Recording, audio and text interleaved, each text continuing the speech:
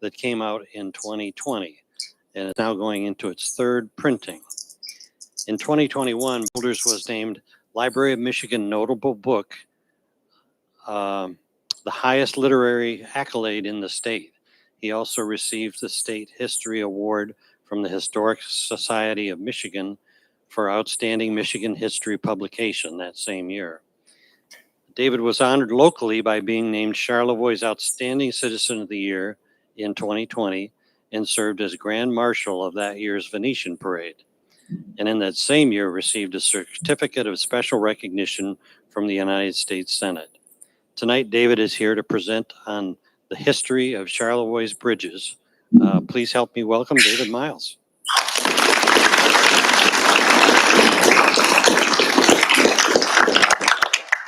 Well, thank you, Tom. I was expecting maybe 50 people tonight, and it looks like we might have over 100. So thank you all for coming.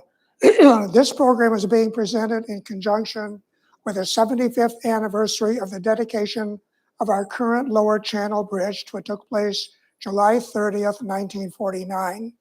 What you will be hearing and seeing will give you a foundation of how all 6 of our lower channel spans came into being and what happened on, to, and because of them. As you are about to see, like Topsy, they just grew.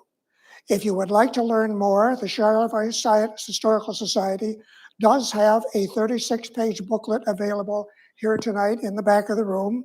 Our museum at the Harsha House, 103 State Street, a block away, or online through the museum store. A bridge across the Channel Neck has always been Charlevoix's focal point, its fulcrum, its center of gravity. Loved, tolerated, and loathed in equal measure, it is the one man-made component, besides the lighthouse, that has always defined and become a symbol of the city. Almost everyone who has ever come to Charlevoix, and that is numbered in the millions, has crossed over a closed bridge, gone under, or passed by one of its incarnations. Their stories over the past 165 years contain comedy, hair-raising calamity, heartbreaking tragedy, devoted bridge tenders, and the passage of thousands of vessels from the greatest of the lake's passenger liners and freighters down to paddleboards. The tales are endless. A specific date of origin for the first structure is uncertain, believed to be in 1859. After the first earliest permanent settlers arrived in the mid-1850s, their first chore was to start clearing obstacles from the meandering, clogged, narrow but fast-flowing Pine River that led eastward from Lake Michigan so that small vessels could more easily reach both reach and pass from Round Lake. There was a rumor that while this was going on, a crude bridge made of nothing more than logs lashed together and anchored at each end had been made where the water ran only about 2 feet deep in a Round Lake. This might be discounted, for that type of structure would have been difficult to cross and cumbersome to move, not allowing passage of any vessel without difficulty. The Charlevoix Sentinel newspaper of September 30th, 1899 stated, about 40 years ago, Captain A.G. Aldrich built a footbridge across the river about 10 rods, which is 165 feet, above where the present structure stands.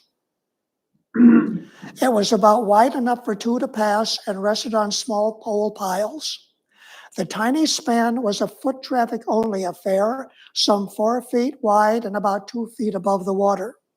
Its small pilings were driven in by hand. Stringers, that is the longer boards going across the channel, were connected to them except in the center. Then planking, looking here like piano keys, were laid across these. Longer, wider, movable planks connected the 2 sides in the middle.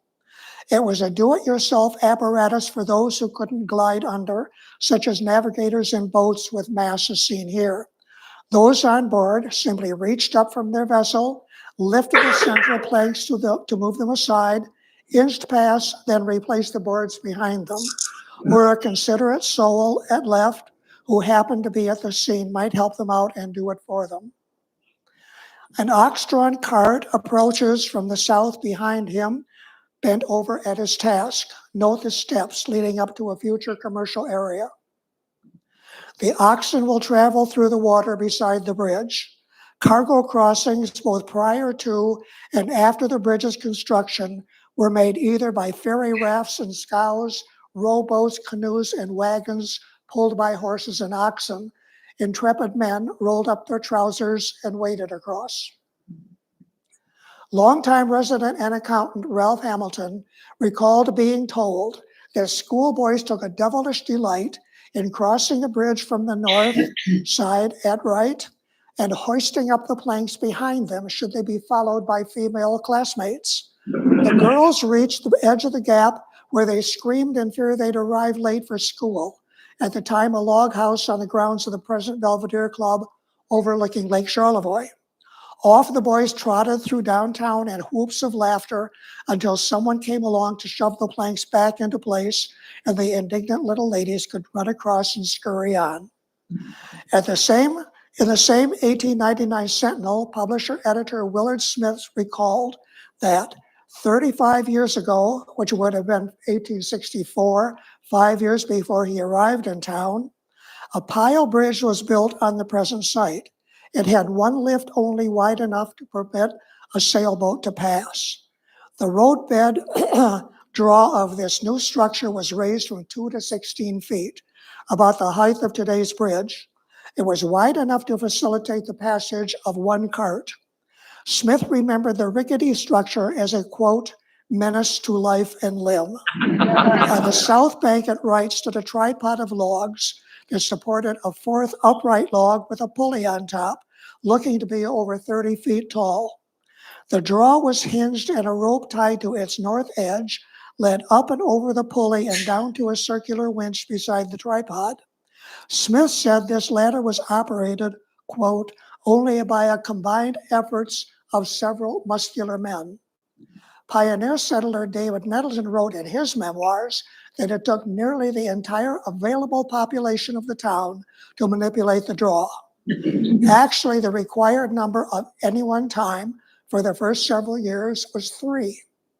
When Rosa Nettleton wrote up her husband's memoirs decades later, her stenographer made a typographical error when she stated that the lift was operated by a rope running to a winch on the South Shore. At least I assume it was a typographical error. Try to picture it. Whoops.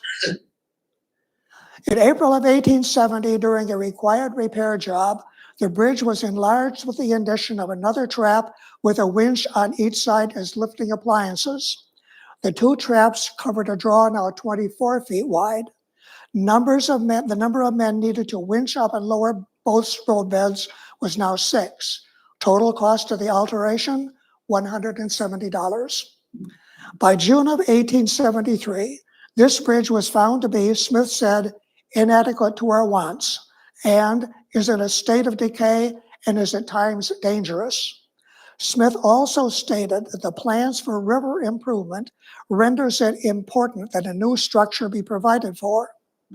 But events delayed that fulfillment because in July became the first commercially contracted dredging of the channel to a width of 35 feet and a depth of 12 feet for a fee of $1,000.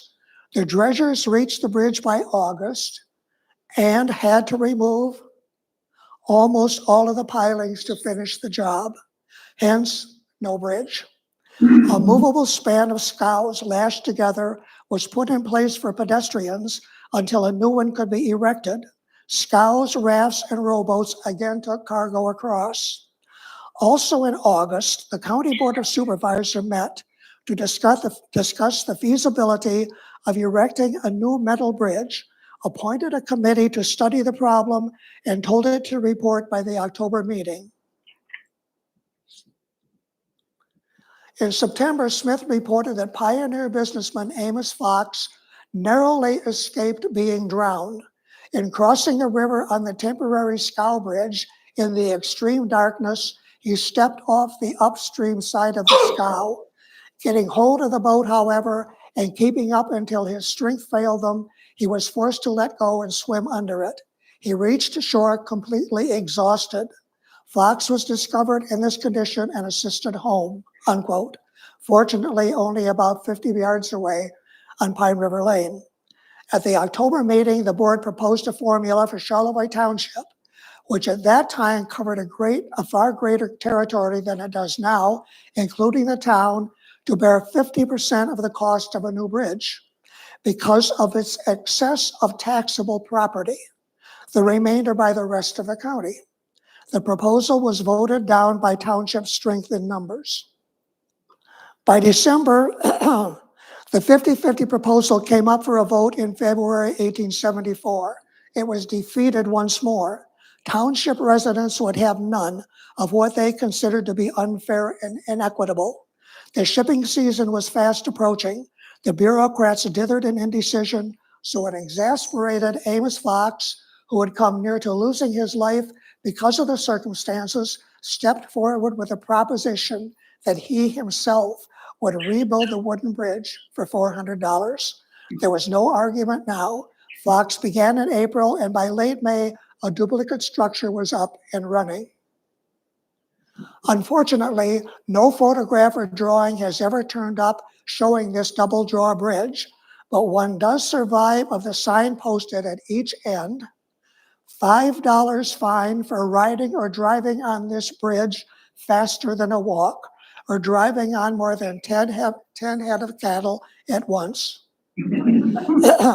But in actuality, this bridge was little more than a stopgap measure.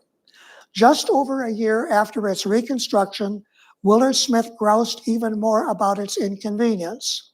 Our shipping has assumed proportions which demand the attention of highway authorities to the miserable appliances provided for raising the bridge. A force of 6 men is necessary to raise it every time a vessel passes through, when 2 should be able to do it easily. In May of 1877, the Sentinel reported that both more repairs were needed to what Smith now jeeringly called the superannuated old monument of foolishness, and that the township board have employed Joseph M. Clark, a lawyer, and S.S. Lipscomb, a jeweler, as bridge tenders, their places of business being closely adjacent to the bridge. The men received $15 a month. This job meant, like it did for all of those who had preceded them, that hailing down anyone they could find to make a 6-man gang for the operation of the 2 inches every time a boat passed through. It was not uncommon for them to cross over to the east side of Bridge Street and go into Charlevoix's one saloon, Gellick's, located next to the Sentinel building. There, as the British say, they would impress into service anyone available in whatever condition, at times under protest and right off their bar stool, whether they liked it or not. And imagine going into the townhouse and doing that today. Lord Nelson said prior to the Battle of Trafalgar that every man is expected to do his duty. So it was for the manhood of Charlevoix when the need arose, which is becoming increasingly often. In late September, the scow schooner Hunter, while trying to reach Round Lake under full sail without the aid of a tug, hit the bridge so badly that one side of it collapsed. We don't know which side. In October, the Hunter's owners paid $11 for the damages. For another 8 months, channel crossings once again had to revert to the usual methods when the water was ice-free, passing next to a pathetic, half-demolished structure. By October of 1877, the County Board of Supervisors came up with a new, more acceptable financial formula. This time, the rest of Charlevoix County would chip in $3,500, and Charlevoix Township, including a settlement, would be assessed half of that amount. The township property owners considered this offer to be a better balanced one and voted it in. The contract was signed on February 12, 1878, with a bridge company from Toledo. Navigation opened on March 24th, signifying a mild winter with little or no ice. So digging, bounting, and construction started in the middle of the channel in early April. Within a couple of months, Nothing but a few bare piles remain of the old bridge, said Willard Smith. In late June, a new bridge was done. Smith said it was a structure both durable and ornamental, the embodiment of strength itself, and presents a very fine appearance. Now the penalty for people driving or walking over it faster than a walk was increased to $15 for each offense. That today would be around $450. In July, Newbridge tender Joseph Moore erected what Smith called a hemlock mansion on the south bank and is at his post night and day. And Moore tended what to the proud and satisfied eyes of Charlevoix was the wonder of the age, a lovely, delicate, perfectly balanced addition to the cityscape. In a gala sight it was, clad in a fresh coat of bright red vermilion paint. Two openwork girders upheld an arch-like crosspiece in the center. On festive occasions, these uprights might be girdled in white wrappings swirled by wide ribbons, then capped by small pine trees both on top and on the walkway railings. And this was not at Christmas time. Thin double cables stretched from the girder tops to either end on both sides, structurally necessary to support the weight of the roadbed. This made it both a suspension and swing bridge. It pivoted in either direction atop a huge turntable that rested on a circle of round metal pilings located within a tapered protective framework island made of thick timbers, set precisely in the middle of the channel. The turntable's worm gear mechanism was activated by a giant key lowered into a hole in the roadbed. You can see the key in Hoffman Park over on Park Avenue near the bridge. At least 2 men were required to turn this device, whose center steel peg was over 4 feet long. The 2 arms stretched to 16 feet, spanning the roadbed in the far background with only 6 inches to spare. I believe the key might be just visible in this close-up.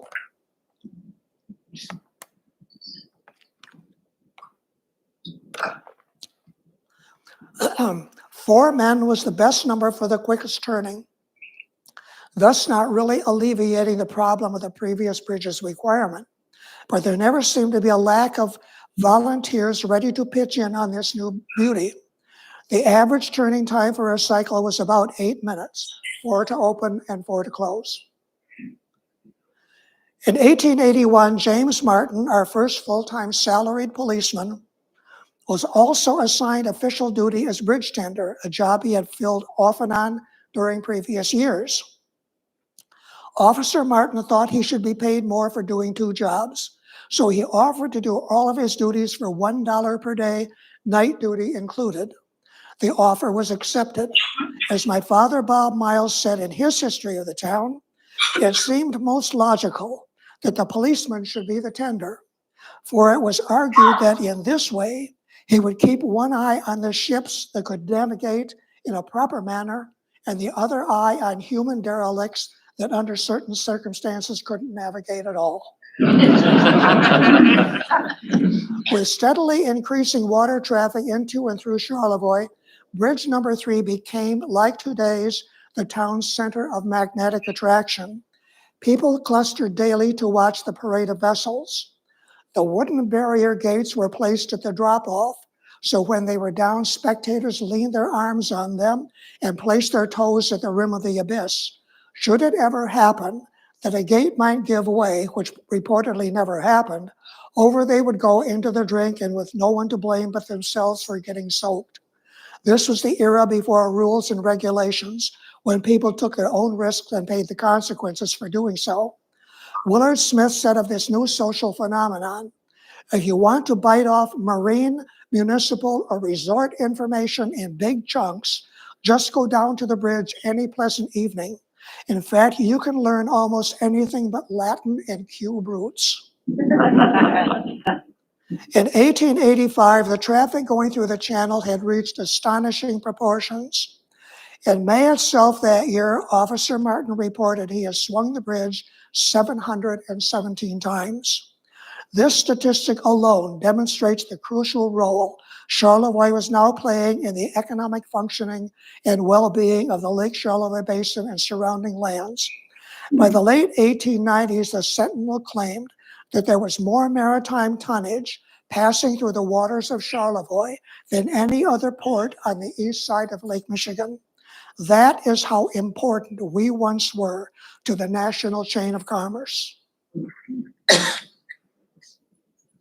But by 1900, it was becoming too apparent that a new bridge was going to be needed soon. The condition of the foundation had become worrisome from rust and rot and was thought to be able to last not more than 8 years. It could be patched up for $3,000. But the War Department in Washington, which oversaw the nation's crucial waterways, emphasized that vessels now plowing the Great Lakes had become bigger and were now destined to become bigger still. If Charlevoix wanted to take advantage of this fact, it would have to deepen the channel from 12 to 20 feet. But for that to happen, since bigger, deeper boats needed a wider channel, the width at the bridge had to be increased by 20 feet. The entire package would cost $20,000. The choice was presented to the voters, and the bond proposal was accepted and paid off in 1930. In those days, the government's position was you pay for it, we'll build it. In February of 1901, the records came in. By early March, said Willard Smith, the old iron bridge, which we once thought was the only thing on earth of its kind, is practically all taken down and piled up in chunks on the revetment. It was an emotional time for the town, since the bridge of which the people had been so proud was, at the time of its construction, a state-of-the-art work of art. South Arm Township bought the remains for $1,200 and hauled the pieces down the Lake Charlevoix ice, where they were reassembled to serve as a major part of the causeway across the tip of the lake's south arm into downtown East Jordan. There it is at far right, and what my 11-year-old father would have seen when his family moved from East Jordan to Charlevoix in 1913, boarding the small passenger steamer Hum at far left, 1 year after this photo was taken. The bridge remained in East Jordan until the late 1920s, when a new causeway was constructed. It was removed and part of it installed as the entry bridge to Holy Island, not too far south of Ironton. So back once again to a scow bridge and small vessels during the few months required to put the fourth bridge in place, which opened in July 1901. In contrast to the tracery of its predecessor, the solidly girdered new bridge could not have been more different in character. A bold, emphatic statement that declared, this is a bridge. Those girders strode and leaped and flew from bank to bank. With the necessary widening of the river from just under 50 to over 70 feet, the bridge's point of balance now shifted to the north, which gave it an asymmetrical profile. This span also rode on a turntable, this time supported not by pilings, but by a tall, solid concrete island for the next 46 years. The bridge had not been in place very long when it was discovered that a slight oversight or miscalculation caused a serious problem. Metal expands in hot weather, and in a scorcher, the bridge, with a tolerance of ½ an inch at either end, where the arrow is, stretched to freeze itself shut. The solution was to call the fire department. The crew dipped its pumps into the channel to spray each end with cold water for the slow process of shrinking the steel enough for the span to open. Once the passenger liner Missouri was kept waiting for over an hour. Her furious captain laid on his horn every few minutes, as if the blast would shake the bridge loose enough so he could keep to his schedule. This was only one of the happenings in the long career of bridge tender Elmer Johnson, who well knew every inch of channel water at the site since 1899 when he began work on the third bridge. He was totally devoted to his vocation and reportedly never missed a day of work from illness, was never docked a penny for any reason, and probably never took a vacation. Johnson lived in the Hemlock Mansion for a few months on the South Bank before the 12 by 14-foot bridge house was erected and moved up there for 9 or more months every year. It was a common sight to see members of his family, mainly his wife, hustling along Bridge Street with his meal pail 3 times a day in every season.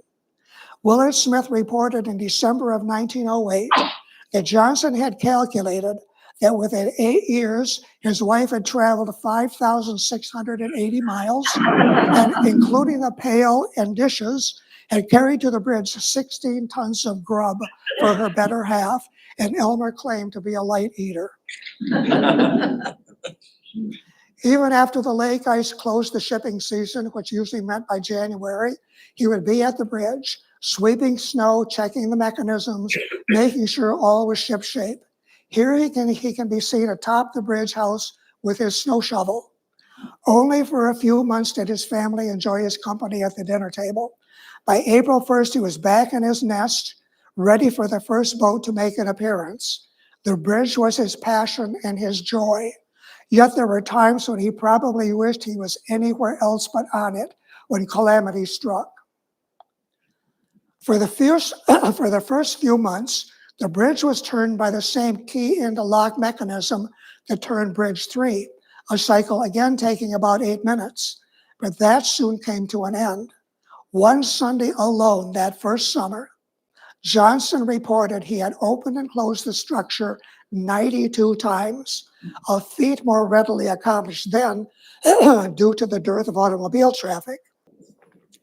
It figures out to about an exhausting 21-hour day. He was quickly instrumental in having steam power installed. Apparently, the government had been willing to construct a replacement bridge that duplicated the powering mechanism of the previous one, but would not become involved with a new power source. It would also incorporate into the structure of the design of the structure the girders needed for the placement of a future bridge house, leaving installation expenses up to the village should it so desire. After the 1901 maritime season ended, the Charlevoix Lumber Company next door to the bridge was paid $200 to erect the bridge house, 18 feet over the roadbed above the support pier and turntable. In December, a coal-powered steam engine and boiler were installed for $1,050, connected to a shaft that reached down to the gears through the sidewalk. Horse-drawn carts delivered the coal in canvas bags, which were then lifted up. With steam power in place, the key was relegated to emergency standby status. The turning cycle now took about 5 minutes. Willard Smith, who was always ribbing people he liked in the Sentinel, had this to say about Elmer now, quote, "It would be hard to find a better equipped, neater, or handier engine room. But Engineer Johnson has acquired the habit of looking down on everybody. The captains on the steamer bridges are the only ones he recognizes as on his level. Johnson should correct this habit," unquote. The worst thing that ever happened to the bridge itself occurred on a Sunday in early September 1904. The captains of the sister passenger liners Illinois, seen here, and the Missouri, seen here, at what is now the city dock, were tied up side by side, as they often had to do when in port together. And their captains loathed each other. With few passengers aboard either vessel, they departed at the same time without consulting one another. For some unaccountable reason, they hove to from the dock, turned to port in tandem, and thinking their boats would be far enough apart, headed into the channel neck, with the Missouri coming up to the bridge half a length ahead. When they reached the gap, which was narrower by 10 feet than the combined beams of the boats, it caught them and crunched them together as if held in a vice. The Missouri caved in the south side of the timber protective island by 4 feet. Above this, all the west side bridge railings were smashed. On the port side of the Illinois, the channel's south revetment collapsed. Those hundreds of tons of pressure straining to break free had to give way somewhere, and it was the bridge that took it on the chin. The forces heaving against it actually knocked the bridge 3 feet off center to the north, to the degree that the pipes and hoses of the steam engine came loose, spewing steam and scalding water into the bridge house. The drive shaft of the gears, of course, snapped, and without this anchor, the bridge started to tip. You can imagine Johnson's terror as his whole little world came close to total disaster. But he was able to leap out of harm's way from the hot water and steam, and the bridge stopped short of toppling over. Finally, the heaving stopped. The boats pulled back with surprisingly little damage to themselves and continued on their way. Both captains were reprimanded by their company, which assumed full responsibility and picked up the tab for repairs. So once again, Charlevoix reverted to a scow bridge and small boats for the almost 5 weeks needed to hoist and shift the bridge back onto its foundation and reconnect it, a major engineering feat. How many times has a bridge opened? The number is too great to comprehend. To give you some idea, in December of 1908, the Sentinel reported that P.D. Campbell's Beaver on the logically enough Beaver Island Run that year alone had passed the bridge either coming or going over 350 times. The Greyhound of the Great Lakes, the mighty Manitou passenger vessel, called here often up to 6 times a week over the mid-June, early September season starting in 1896. In 1908, she came into port 64 times, making 128 bridge passages. It was reported in the Petoskey paper about a decade ago that the Emerald Isle makes in the area of 375 trips a year. So that is 750 openings. In recent years, a summer month of over 1,100 openings has not been unusual. And the Michigan Department of Transportation figure for all of 2022 is right around 3,400 openings. You do the math. In 1914, to satisfy the curiosity of summer visitors and themselves, city officials determined to find out exactly how much traffic crossed it in a 24-hour period. On Thursday, August 6, shifts of men from the street department were stationed on the bridge from 7 a.m. to 7 a.m. Friday morning.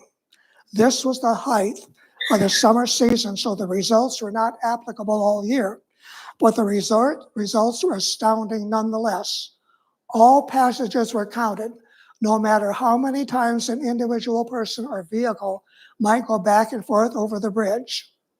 Number of bicycle crossings, 846.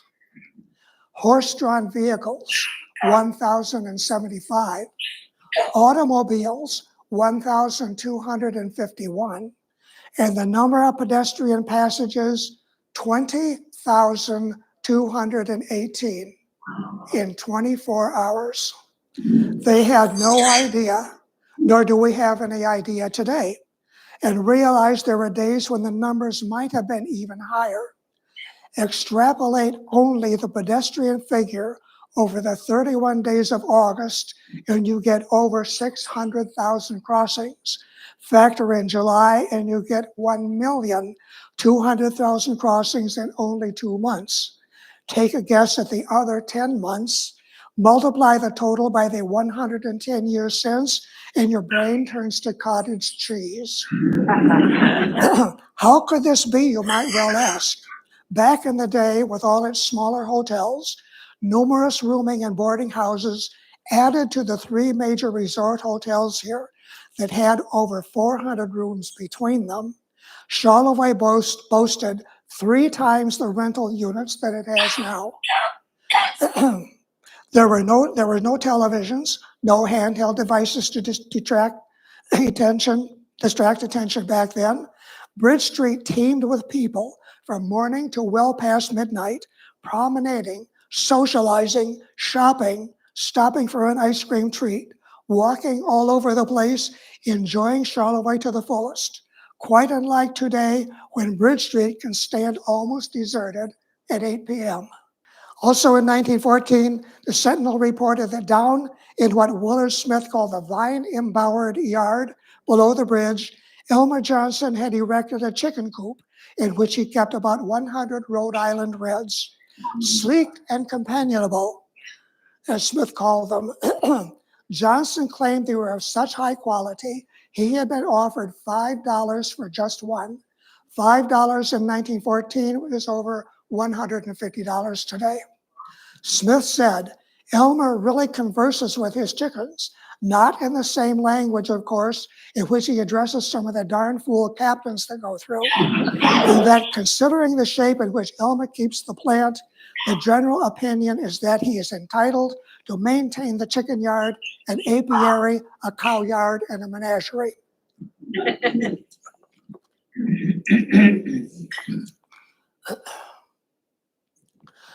On a Monday in late September 1915, Johnson started to repair a gate. He had loosened the bolts which fastened it into its socket when the entire 500-pound bar slipped out and fell to the sidewalk about 3 feet, bringing the gate's thin edge down across the instep of his right foot. It broke 3 toes and crushed the foot badly. Johnson was taken to the doctor, where the wound was dressed and the bone set. He went home for dinner, returned to the bridge, climbed up the ladder, and was back at his job. It was the first bad accident he'd ever suffered at work, but it wasn't going to keep him away. Now that is dedication. In 1916, the Charlevoix Courier printed an article in which Johnson reported a peculiar phenomenon at the bridge. It is known that marchers in formation are ordered to break stride when crossing a bridge so the sympathetic vibrations they would otherwise create wouldn't shake it to pieces. To quote the Courier,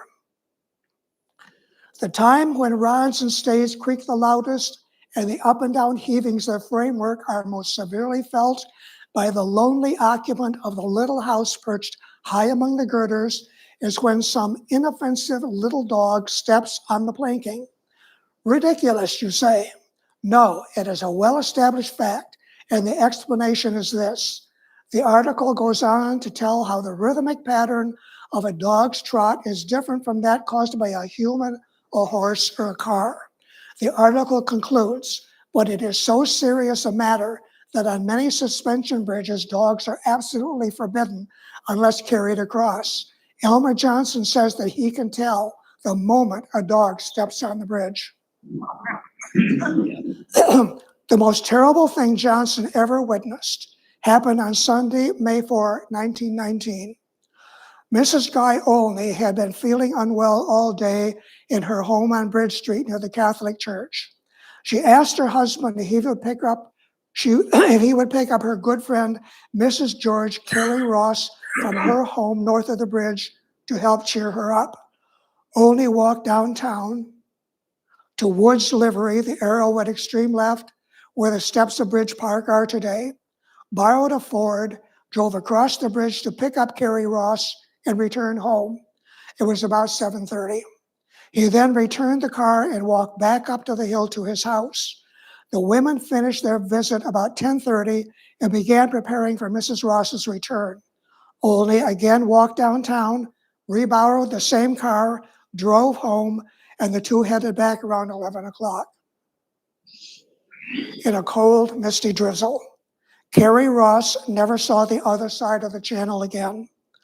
Olney's foot was heavy on the pedal as they sped through downtown. After they crossed Clinton Street, bystanders began to yell at them that the bridge was open. The car was equipped with heavy weather curtains, which may have prevented both Olney and Mrs. Ross from hearing the warning shouts. Visibility was poor in the mist. Olney was within 40 feet of the bridge when he saw catastrophe looming, slammed on the brakes.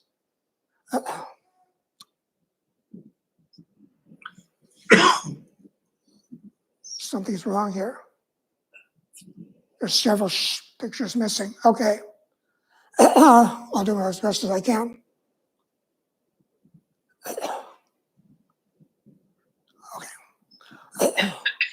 Okay. Olney was within 40 feet of the bridge when he saw catastrophe looming, slammed on the brakes, and headed for the railing behind the lamppost. But the tires had no grip on the slick pavement. Instead, the speeding car skidded around in a half circle and smashed through the lower gate. Here we go. Though the lower gate backwards. When the rear tires fell over the drop-off, the car pivoted. Its momentum pointed it straight upward. It sailed out and turned over and dropped upside down into the channel. From the time Olney hit the brakes to when the car hit the ice cold water, less than 5 seconds elapsed. It sank to the bottom, 20 feet below. Fred Myers, who owned the White Awning Cigar Store and newsstand near the bridge, heard the shouts and splintering noises and rushed from the store and down the embankment. A life preserver had been positioned there, so he threw it out to a surfaced Guy Olney and pulled him ashore. They waited for Carrie Ross to appear, but she never did. The next morning, the car was hoisted from the water, but she was not in it. A deep dent on the rear showed the force with which it had smashed into the gate, indicative that Olney had definitely been driving much too fast for conditions. Whether Carrie Ross drowned after having escaped or had been knocked unconscious and the channel's swift, powerful currents had reached into the car to bear her away was never determined. The Coast Guard station dragged the channel and Round Lake, but came up empty-handed. Only her hat and horsehair robe from the car washed up on the far shore of the lake. Her distraught husband, left with 4 children, ages 4 through 12, combed the beaches almost daily looking for some sign of her. 32 days after the tragedy, fisherman John Nordrum set out before 6 a.m. to head for Lake Michigan. As he neared the Charlevoix Lumber Company's boom that held his floating log stockpile near the bridge, he spotted Carrie Ross's badly decomposed body in the water beside the logs.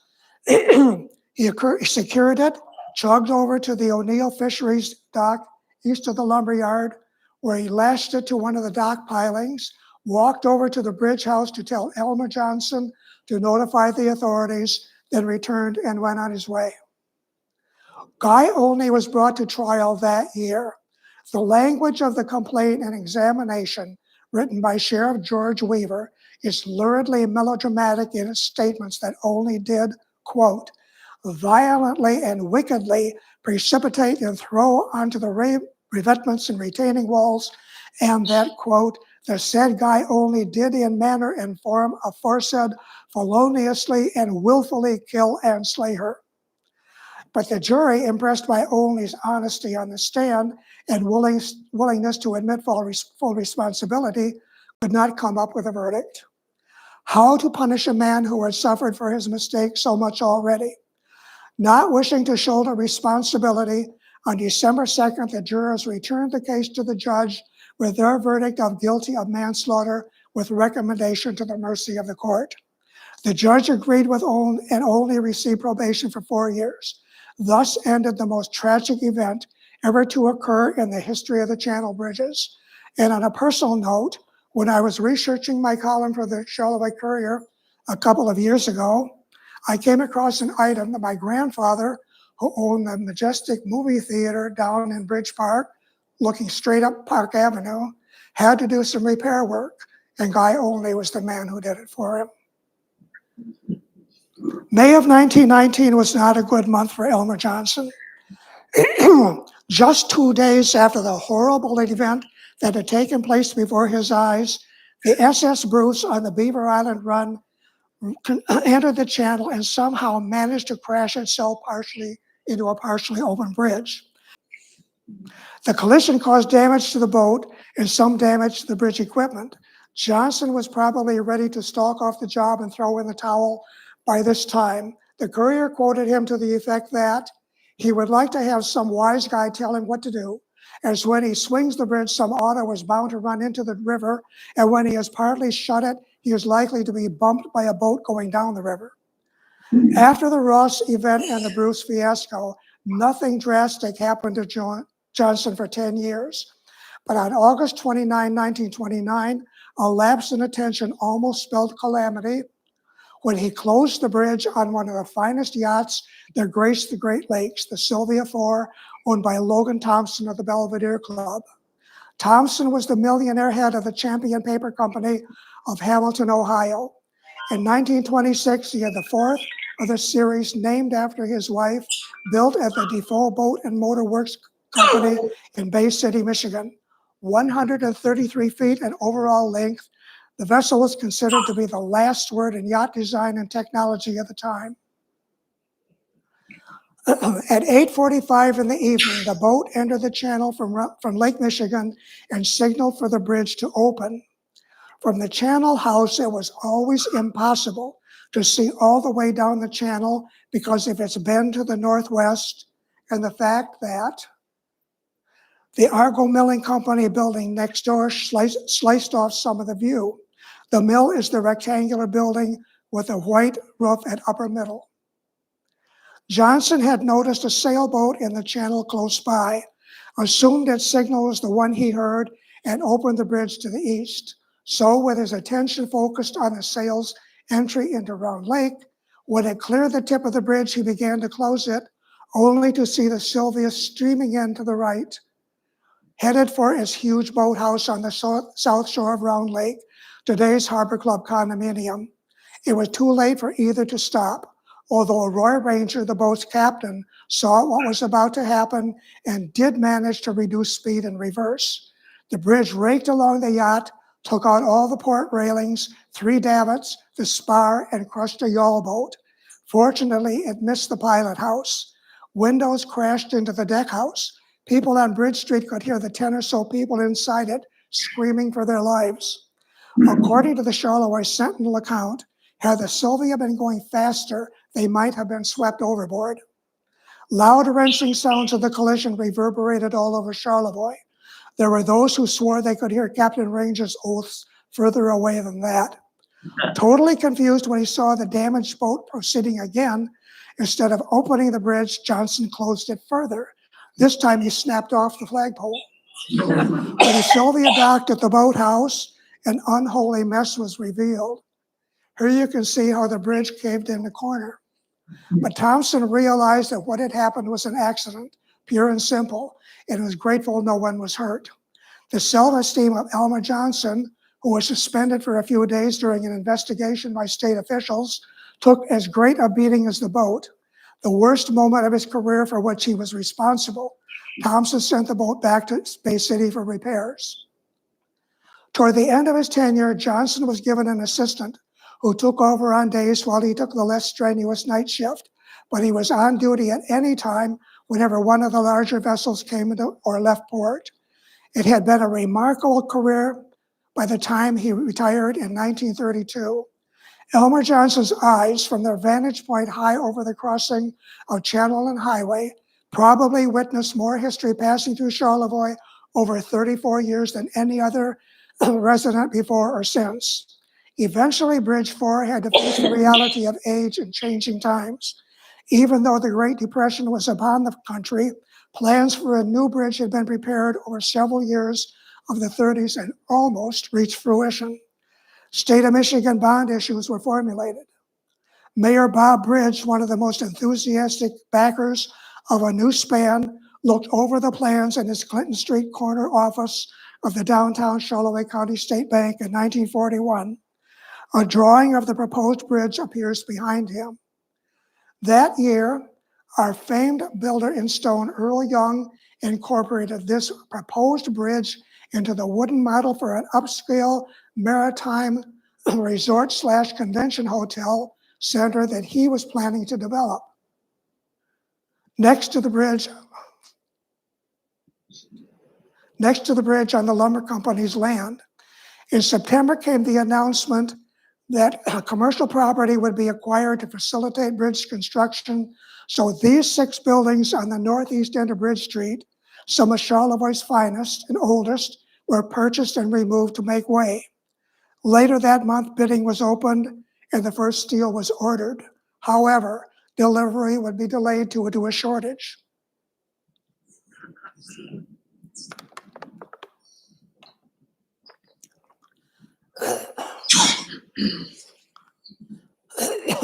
But then came Pearl Harbor in early December and dashed everyone's hopes.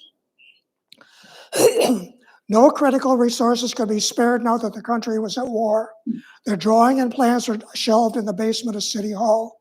So the beloved old bridge had to suffice beyond its intended lifespan for a total of 46 years, antiquated but serviceable, if a little creaky, and still part of the memories of many residents. And a big hole was left in the downtown streetscape behind it, but all that would change. Once World War II came to an end, a now seriously obsolete number 4 had to come out. The plans were retrieved from City Hall, dusted off, and sent downstate to an agreeable welcome. The Michigan State Highway Commission decreed a totally new stately span, and in 1947, an initial bond issue of $349,000 got it started. Gone forever were the days when local boys could sneak up into the bridge's undercarriage, grab hold above them, and hang on for dear life as the bridge swung them out over the water, and they stuck their tongues out and yelled at the people on passing vessels, while residents and visitors could walk out onto the timber island, maybe sit on it and dangle their legs and bask in the sun while doing a little fishing. One of the first things that had to go was the terribly run-down former Lewis Grand Opera House beside the bridge, there since 1883. After a career as a theater and community meeting place for over 30 years, in the early 1920s, it was converted into an Oriental rug emporium, souvenir and knickknack bazaar, and the Alhambra Hotel, with added fire escapes and galleys around 2 sides. Down it came in a pile of splintered wood. Then a bypass had to be constructed that would take US 31 200 feet off to the east, across the Channel Neck, even beyond the site of our first bridge, and over the lumber company yard and up the hill, where it would connect to 2-block Nichols Street, which led to Petoskey Avenue and the highway. But that placed the roadway next to Bob Bridges' house, to the right of the arrow. It was ironic. The man who had been the bridge's greatest champion was now the most infuriated person in town, because he would be bearing the brunt of all that traffic, dust, noise, and exhaust fumes. However, there was the factor of eminent domain, and besides, the 5th bridge had nowhere else to go. So beginning in May of 1947, it went up, and for August 26th, for the following 22 months, Bob Bridge and everyone else in town had to endure this fascinating but irksome 123-foot-long slowpoke while they watched the greatest construction project in the town's history. The ugly pontoon on which the bridge rested sat awkwardly in the channel. The entire structure was hinged at its northeast corner there on the right, and all was guided by a small wheeled undercarriage that followed a curved track set atop pilings on the north side seen above the arrow. The open-close cycle was operated by a winch and cable device combined with a pumping apparatus that forced water into and out of the pontoon. With water out, the pontoon rose the few inches necessary for the south end of the bridge to detach itself and float high enough off its piling supports. Then the winch, mounted below the bridge's 4-foot-inch thick wood roadbed, pulled on a steel cable anchored to pilings in Round Lake, which pivoted the bridge to the east, to the left as seen here. Ever so slowly, the pontoon lumbered away like a giant snail. To close, the winch pulled another cable anchored to the shore west of the bridge, and the bridge lumbered back to its closed position. Water went into the pontoon, and the bridge ends sank under their uprights, and traffic resumed. The joke of the times was that if you were caught in your vehicle, it would take up to half an hour. Just turn off the ignition, lie down on the seat, and have yourself a good snooze, or bring along a good book. To think in terms of today's channel and road traffic is to think in terms of one's worst nightmare. And the bridge provided kids their best excuse for either being late for school or returning home. I couldn't help it. I had to wait for the bridge. Sound familiar? I still use it today, whether it's true or not. Foolproof. Once number 5 was in position, $30,000 was expended to take out number 4. For some people in town, a terribly emotional time because it had been the only bridge they had ever known. They watched, standing on a closed-off bridge street north of Park Avenue, sometimes in tears, while it was torched apart. The upper portion sold for scrap, and some beams saved for temporary supports in the new construction. A few of the railings seen here were salvaged, a portion of which ended up in Don Campbell's yard on Pine River Lane, seen here, where until a few years ago they rested beneath a lush undergrowth of grapevines. The emptied commercial lots were now filled with mountains of sand and gravel waiting to be transformed into concrete. You can see the detour sign there at the arrow. About a year went into pounding cofferdams on both sides, then gouging out tons of earth behind them, and you could go down into them with permission. That was all the way to the channel bottom, surrounded on 3 sides by sheet pilings holding the water out. In the giant holes were poured 95,000 cubic yards of reinforced concrete anchors and foundations, about 48,000 cubic yards on each side. What now shows are only the tips of 2 mountains of concrete. Huge timber frameworks began the upper construction. How did all this affect the town?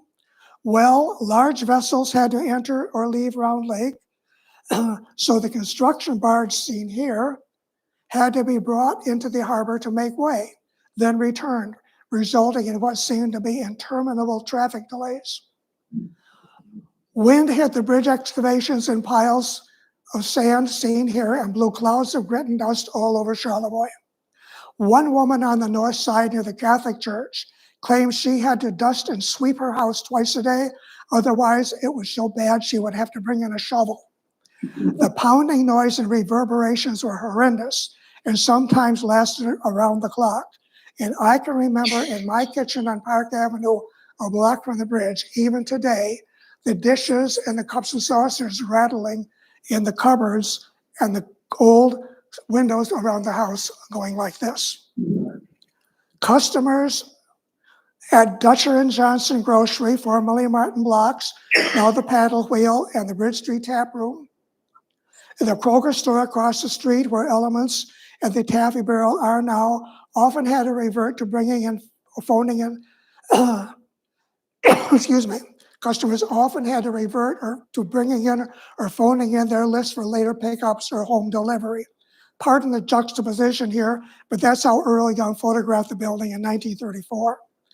When the pounding was going on, shoppers weren't allowed to enter and traverse the store aisles because, as seen here at Wright and Dutcher's, the goods could dance off the shelves onto the floor or even become airborne with a good hard wallop. Once the foundations had cured in July of 1948, the first steel sections were put into place, soon to total almost 397 tons. You can see the north approach here in place across the channel in the background where the arrow is, behind the timber framework that helped form the south approach. And soon the north approach was completed. Mammoth counterweights weighing 50 tons each were dropped in.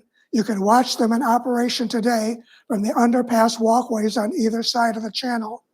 Now spanning 90 feet, this is technically a bascule bridge from the French bascule, meaning teeter-totter, or the principle of counterbalancing weights, the same principle as in London's Tower Bridge. The 4 huge corner support girders rounded to facilitate turning, waiting to be placed, as did the cross girders. By early fall, the first corner girder went in. You can see how it was lifted and positioned in place. Then its companion joined it, followed by the 2 across the channel, and the support girders were strung between them. We can see how this bridge adhered to the same structural principles that built our second one, only on a vastly expanded scale: piling, stringers, and hoistable jaws.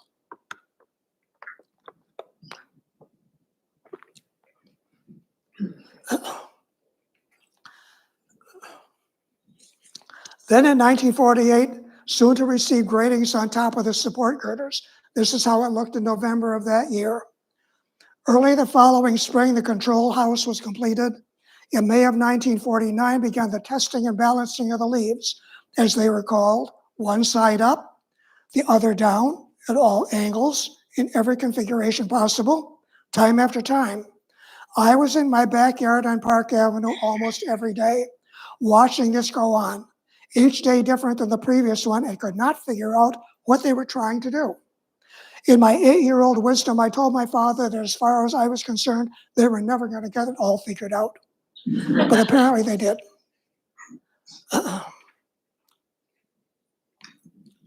And lay the cement pavement, best of all, led to a roadway widened to over twice previous dimensions from 19 to 44 feet and 4 lanes. Make a mental note of those long strips in the foreground. Down below behind the passageway are rooms that house the 30 horsepower motors and automatic and emergency brakes, plus many other fixtures. These rooms actually move in tandem with each leaf. If someone, such as maintenance and testing personnel, is inside one and when it does it, they can glance up and tell at what angle the leaf is positioned at upper left. Finally, it all came together. Its classy retro design reminiscent of the lines of Rockefeller Center in New York, and opened to traffic on June 27, 1949. Total cost, $986,404. What would the bridge lack were not for that final $4? Out came the temporary bridge to a huge sigh of relief, and traffic resumed its normal course. On an unusually cold July 30th, a parade and dedication took place before a crowd assembled on Bridge Street at the bridge, which area was blocked off for the duration of the ceremonies. Local ex-serviceman James Whitley of Charlevoix had suggested that the span be dedicated to the area men who had lost their lives in World War II. And the idea was accepted to name it the Memorial Bridge. Michigan State Highway Commissioner Charles Ziegler read the tribute. Flowers were presented to Gold Star families whose many sons had served and some died in the war. Protestant, Catholic, and Jewish prayers were read. Rifles cracked in salute. Taps were played.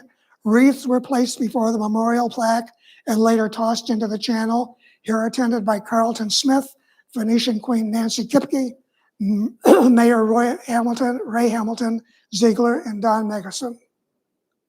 A jubilant Ziegler, for this was a pet project of his, having been presented with the custom-made scissors to the city, cut the ribbon to really open the bridge, and took a ceremonial torch at the controls. That night, the ceremony participants did what many people in Charlevoix still do today. They all went out to dinner at the Argonne. The Charlevoix Memorial Bridge is now officially in business, where it has served the highway, the channel, and the town for the past 75 years. With proper maintenance, such as it received this past winter, its second major overhaul and update, it should be good for another 75. The metal in the roadbed I just mentioned, they were vehicle barriers that rose from the pavement about 45 degrees. Above the arrow, they can be seen with their diagonal stripes showing. When I was a kid, we loved them. Myself and my friends would put on shoes with sturdy heels and stand on a barrier so that the leading edge rose just in front of the heels and hook them in place. The barrier would carry us up, and we would lean out as far as we could, supported by nothing but our shoes, until we either stumbled off the bridge or the bridge tender yelled at us to get off. It's no wonder we didn't break our ankles. Notice also the traffic lights placed in a pole. The first horse-drawn carriage wagon to come across the bridge was driven by Colin McKenzie. Beside the cart is a young Ted Bergman, who began serving as bridge tender in the temporary in 1948. Many horses, then a common sight in town, were spooked by the open mesh gratings showing the water below and had to be blindfolded or led across. Oftentimes, they put down tarpaulins so that the horses wouldn't have to be hooded or blindfolded, but they wouldn't see the water.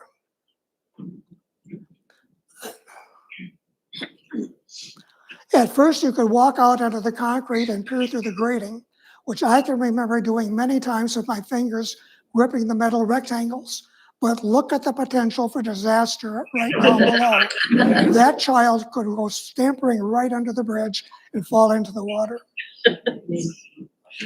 In the late 1950s, lake freighters began to pass through Charlevoix for the first time on a regular basis, from 8 to 13 times a year, carrying hundreds of tons of coal to a new rural electric plant at Advance near Boyne City.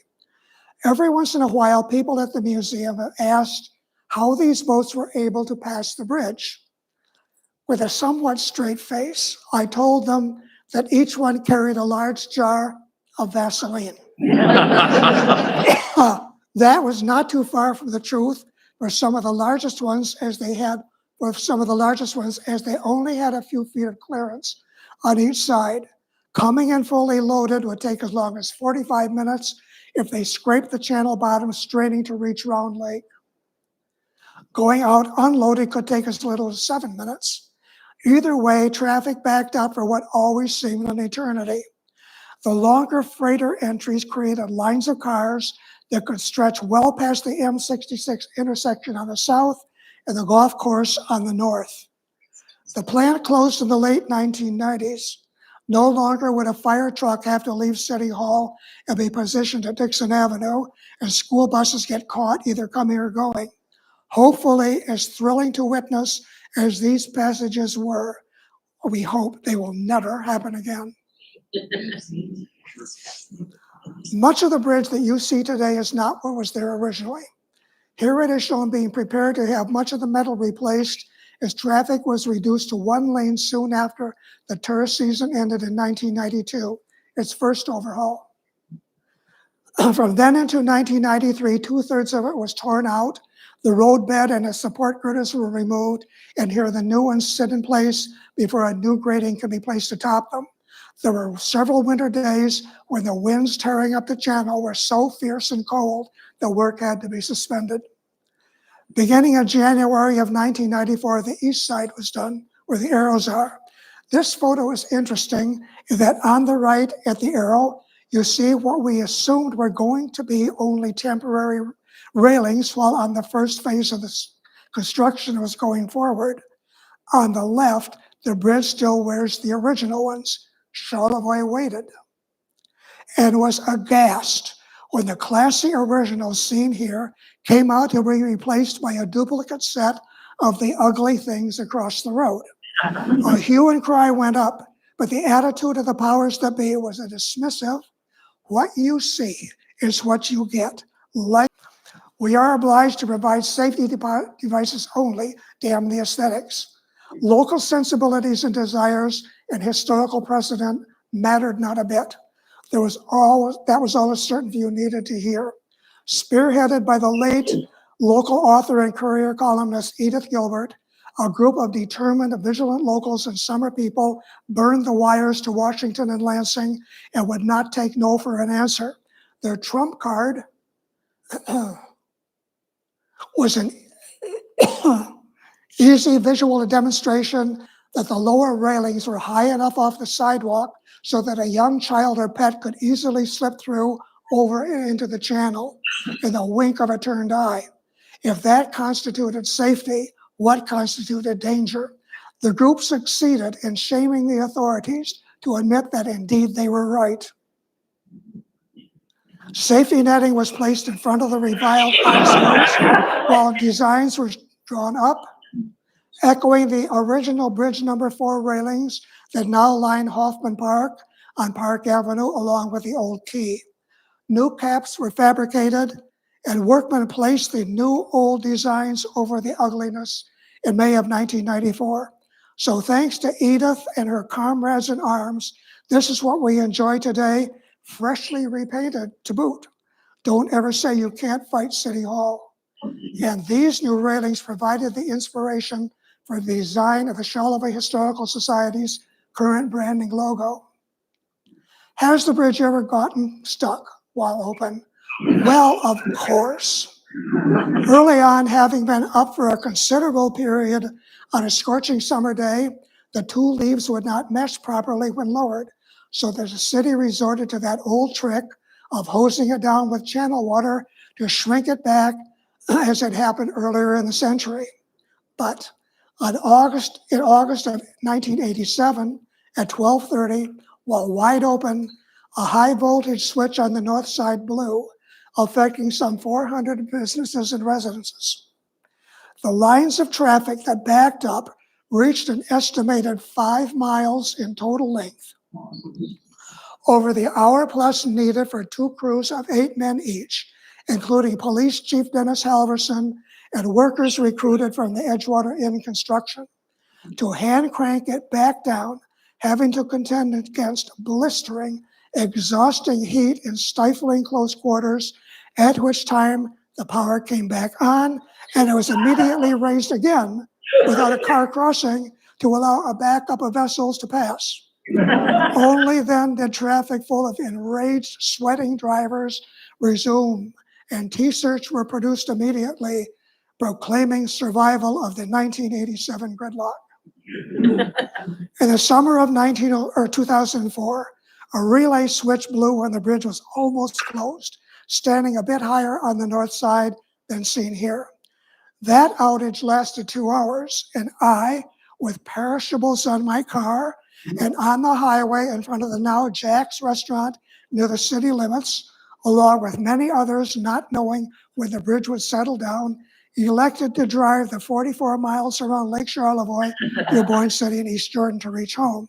And I only live a block from the bridge. I learned the next day that I pulled into my driveway 5 minutes after they got the thing going again. There have been many bridge tenders, now a Michigan civil service position, but Charlevoix can boast a 66-year dynasty. Fritz Bergman at far left was a tender from 1932 on number 4, the temporary and the new, until he died of a heart attack on the job in the control house in his chair in 1958. His son Ted started in 48 and retired in 1971. Ted's son Charlie began that same year, and he retired in 1998. Over 27 years, Charlie told me that he estimated that he had alone had raised and lowered the bridge almost 91,000 times. There's a great story about Ted, his father. One summer day, his sons Doug and Jack had lunch with their mother and afterward delivered Ted's lunch in an open Jeep on their way back to work. They drove down from the north, handed the sack off to Ted, who stepped from the bridge house to receive it, their usual procedure, when they noticed blood running down his chin. They asked what happened, and Ted pointed to a man walking north on the bridge behind them. He was from the Harbor Point Resort Association in Harbor Springs. He had boated over to take guests to lunch at the Weather Vane and laid on his horn in the channel for the bridge to open. Apparently, he hadn't seen the sign stating the bridge open only on the half hour, or chose to ignore it and demanded entry. Once docked in the marina, he escorted his party to the restaurant, left, walked back across the bridge, into the bridge house, and slugged Ted in the mouth. By sheer coincidence, the boys arrived a few seconds later. That was all Doug needed to hear. He gunned the Jeep into reverse. They pulled abreast of the man, and both he and Jack got out and lifted him bodily into the Jeep, ordered him not to move, and drove to the police department and City Hall. Joe Smith was on duty, heard the story, and surprisingly let the man go with hardly a word. The man even had the gall to request a lift back to the restaurant from Joe. What the boys, disappointed and puzzled at this seeming leniency, didn't know was that Joe returned, called the proper authorities, and a short time later, federal marshals appeared on the man's doorstep to serve him papers charging interference with the operation of a federal waterway. And the fine was reportedly $1,500. So don't ever slug a bridge tender in the mouth. Bridge tender Chick Gallagher claimed that he had to explain more than once to a few bewildered people why the bridge sidewalks had to go up at the same time as the roadbed. His best story concerned a woman who had the bejeebers scared out of her by the bridge to the extent she swore she would never travel through Charlevoix again. The original signal horn on top of the control house was so loud and piercing, it was claimed the residents of Green Bay, Wisconsin could hear it, and it could peel a grape at 100 yards. The lady had driven abreast of the bridge house just as Chick pulled the cord to blast the reply signal to an incoming boat.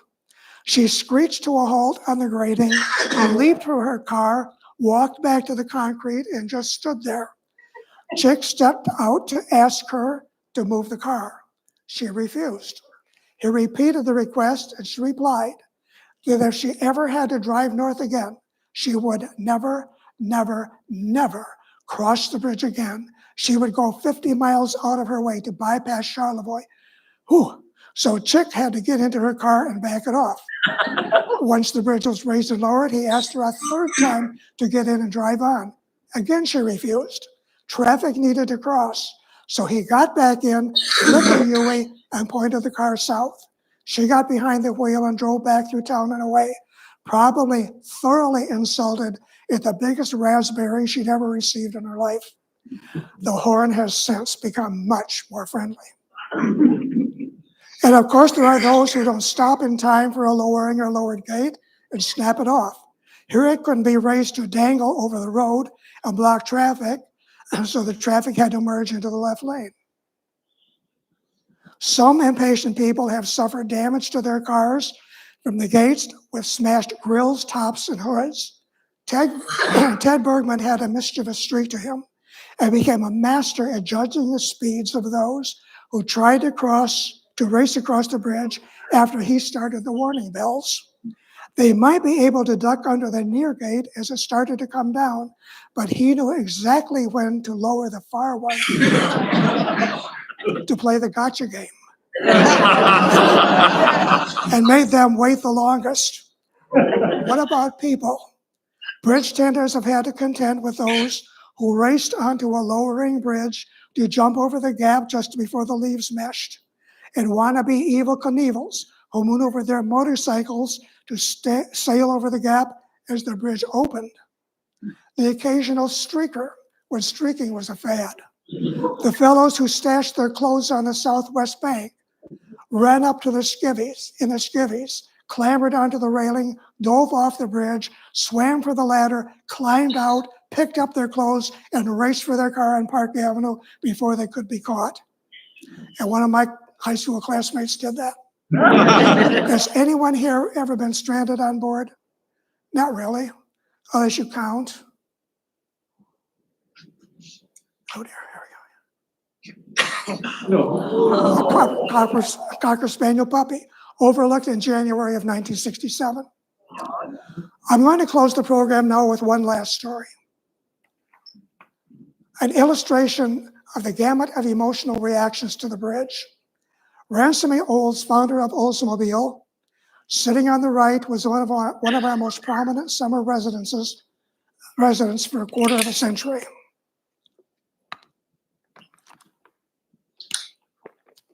He patted me on the head when I was 7. I have bragging rights. Well, he loved Charlevoix, but for the last 2 years of his life, despised the bridge. Olds was a rugged individualist, a firm believer in laissez-faire capitalism, hater of government interference and regulation. Above all, the bane of his existence was the idea of taxation. The fact that tax dollars could be put to good use, such as helping to construct something as needed, functional, and beautiful as the Charlevoix Bridge, meant nothing to him. In early summer of 1950, Olds took ill at this Belvedere cottage, the last of his 4 homes here, and was taken to Lansing, where he passed away not long after. So he had only the summer of 1949 to enjoy the new bridge. But enjoy or appreciate it, he did not, because it represented everything he didn't believe in. What was that? Once, as Olds was driving friends across the new bridge in 49, and that low, mournful, buzzing sound rose to meet their ears for a few seconds, he told them that what the sound they were hearing was nothing more than the groans of the taxpayers. Thus, over the years, Charlevoix Channel bridges have elicited a gamut of responses, ranging from love to gratitude, tolerance to annoyance, then twitchy irritation, a mighty case of the fidgets, near nervous collapse, eye-popping rage, and finally, abject hatred.